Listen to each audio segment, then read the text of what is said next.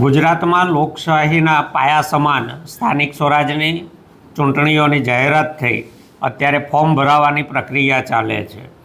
ગુજરાતને ભય, ભૂખ અને ભ્રષ્ટાચાર મુક્ત ગુજરાતના સપના દેખાડી મતદારોને છેતરી અને સત્તા મેળવનાર ભારતીય જનતા પાર્ટી સત્તા મળ્યા પછી કૌભાંડ, કડદા અને કમિશનમાં એટલી બધી લિપ્ત થઈ ગઈ કે હવે એને મતદારો સામે જતા ડર લાગે છે, મતદારો સુધી પહોંચવામાં ડર લાગે છે। ભારતીય જનતા પાર્ટી રઘવાઈ થઈ છે। ચૂંટણી જાહેર થઈ એના પહેલાં 100થી વધારે નેતાઓ અને કાર્યકર્તાઓ આમ આદમી પાર્ટીના એમને ખોટા કેસમાં સંડોવવામાં આવ્યા। એ છતાં આમ આદમી પાર્ટી મજબૂતીથી લડતી રહી, મેદાનમાં લોકોની વચ્ચે રહી અને જે રીતે લોકોનો પ્રતિસાદ મળ્યો એના કારણે ભારતીય જનતા પાર્ટી વધારે ને વધારે રઘવાઈ થતી જાય છે। જેમ જેમ દિવસ જાય છે એમ એને સત્તા સરકતી દેખાય છે। ગઈકાલે દક્ષિણ ગુજરાતમાં એક ચૂંટણી અધિકારી મામલતદારે આત્મહત્યા કરવી પડી।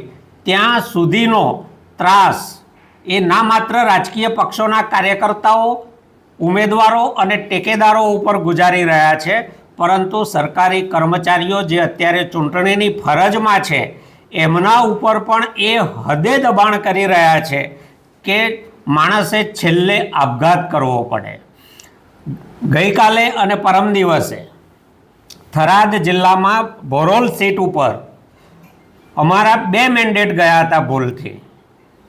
મેન્ડેટમાં સહી કરનાર અધિકૃત વ્યક્તિ ત્યાં રૂબરૂ જાય છે, 300 રૂપિયાની એફિડેવિટ, 300 રૂપિયાના સ્ટેમ્પ પર એફિડેવિટ કરીને આપે છે, નિવેદન નોંધાવે છે અને એ છતાં અધિકૃત વ્યક્તિ જેને સાચો કહે છે મેન્ડેટ એને છેડછાડ કરીને ચૂંટણી અધિકારીએ ખોટો છે એવો હુકમ કરવો પડે છે। ચૂંટણી અધિકારીના ચહેરા ઉપરની લાચારી, થઈ રહેલું દબાણ, ભવિષ્યમાં એમના ઉપર કાનૂની રાહે આવી પડનારી આફતો, આ બધું સાફ વંચાય છે અને છતાં એણે મજબૂરીવશ ખોટો હુકમ કરવાની ફરજ પડે છે। એ હદે ભારતીય જનતા પાર્ટી અત્યારે ચૂંટણીની પ્રક્રિયાને અવરોધી રહી છે।